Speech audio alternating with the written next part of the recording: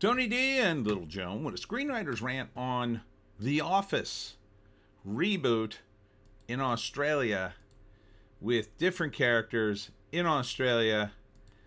Of course, a female boss this time, people of color. I guess it's woke office. Smash like and subscribe. Thank you for smash liking and subscribing. Check out my books, links in the description. Comedy horror in South Jersey. Female Dwight. It's the Pineys, books 1 through 15, available at Amazon.com. Don't forget, Kindle Unlimited is free. Yeah, this looks awful. I'll just say it right out. The problem with doing a reboot and then changing all the characters, it just feels like The Office, only wrong.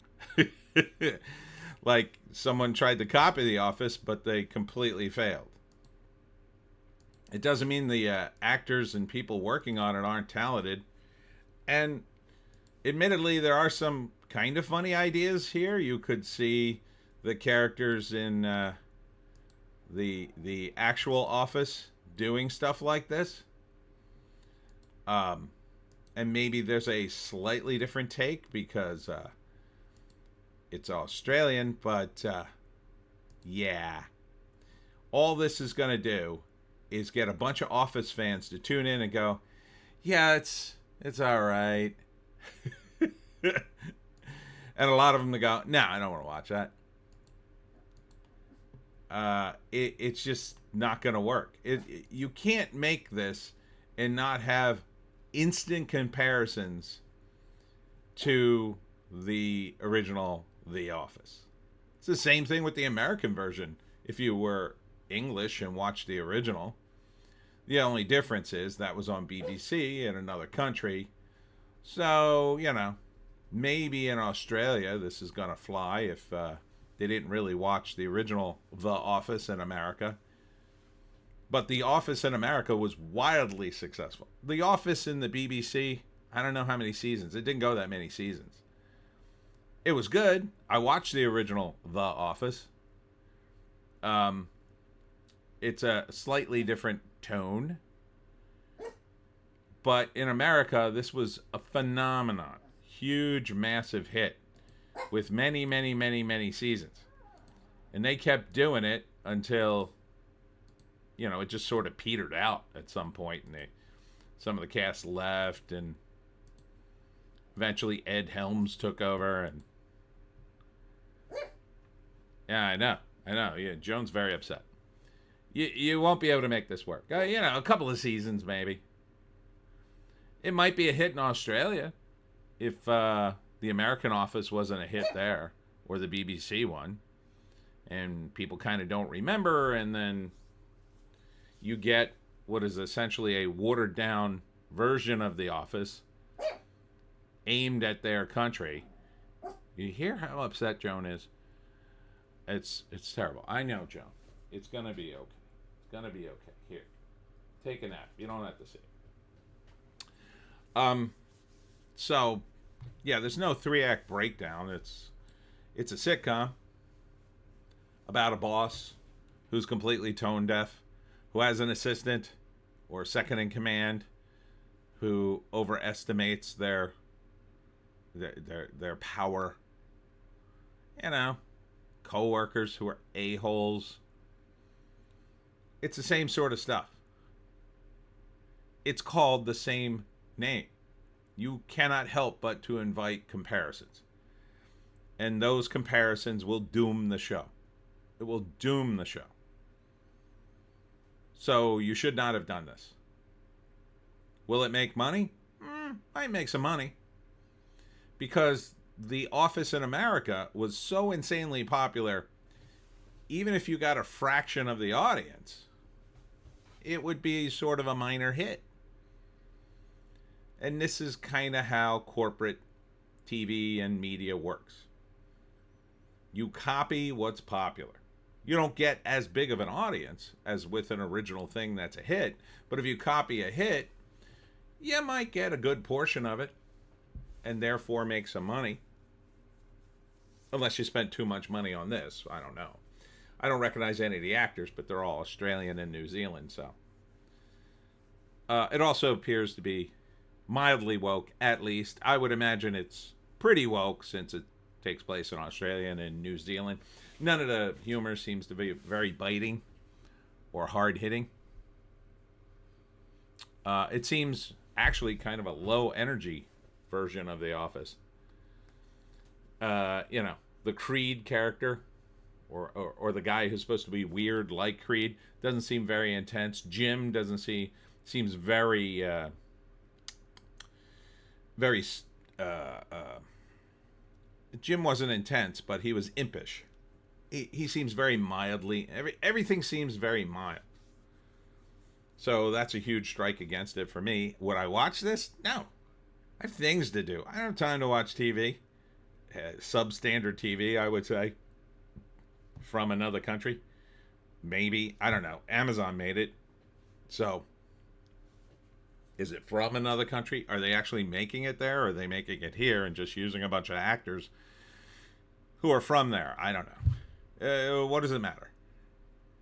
There's a million friggin' concepts out there. There's all sorts of talent that could do original stuff for Amazon.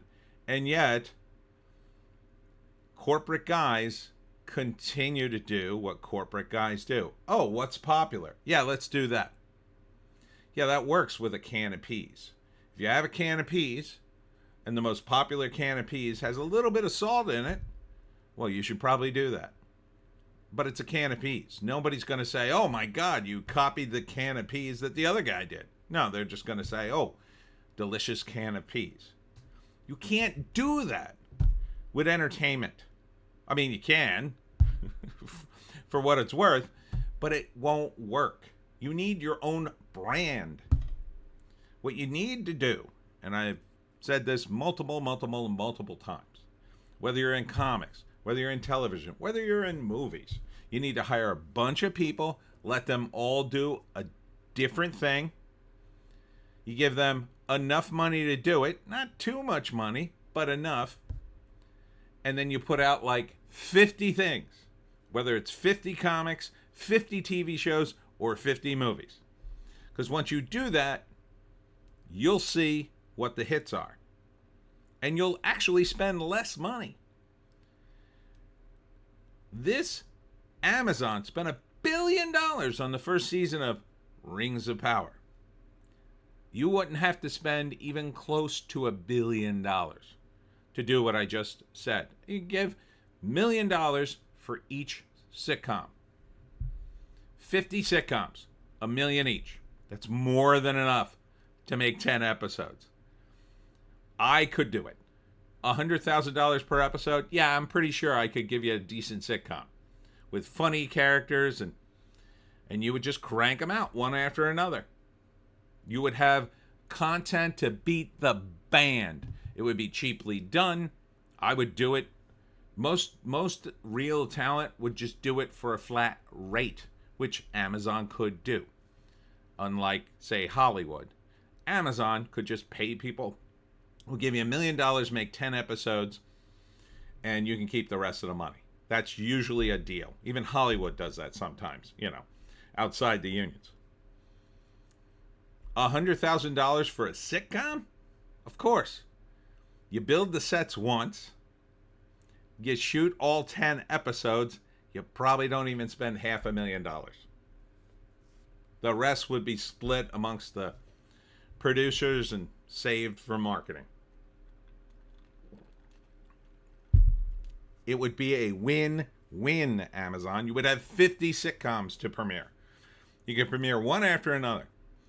Some of them wouldn't do anything, and they could just go into your library and sit there. Maybe somebody watches them, maybe it doesn't. But I guarantee you there'd be at least 3 that were hot, and one that would be a phenomenon that you would do 20 seasons of. The other 3 you'd do 5 to 10, probably 10. The rest you might get 2, 3, 4. Who knows? Who knows? That's how you do this.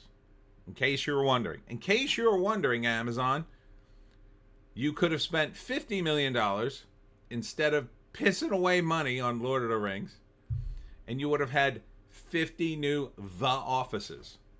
And if you were really smart and you hired somebody like me to pick out the talent, oh, you'd probably have 10 hits on your hands, 15 even.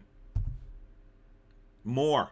Your sitcoms would be high enough quality that, well, this only went one season, but it was pretty good. That's what you need to do, not this. This, if you spent, I'll say, $1 million on this reboot of The Office, then yeah, it's totally worth it. You probably spent a fortune to get the rights. You probably spent an effing fortune paying everybody, NBC, Ricky Gervais, the BBC, all these people. You didn't need to pay any of them. You just needed to find talent and say, hey, talent, make a sitcom. Here's some money. There are literally performers in every major city and beyond in the world, including Australia, including the United States. Actors, writers, producers, they're everywhere. They desperately need your money. But please, keep giving it to major studios to redo what's already been done. That's working so well for you. Anyhow, that's it for me, Tony T and Little Joan.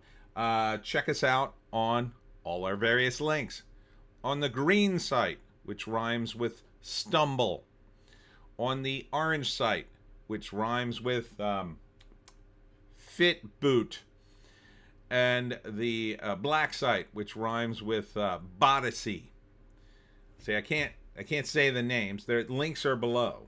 Somebody asked me. The links are below if you want to check out the other sites with my other videos. Thanks for tuning in. We'll see you in the next one.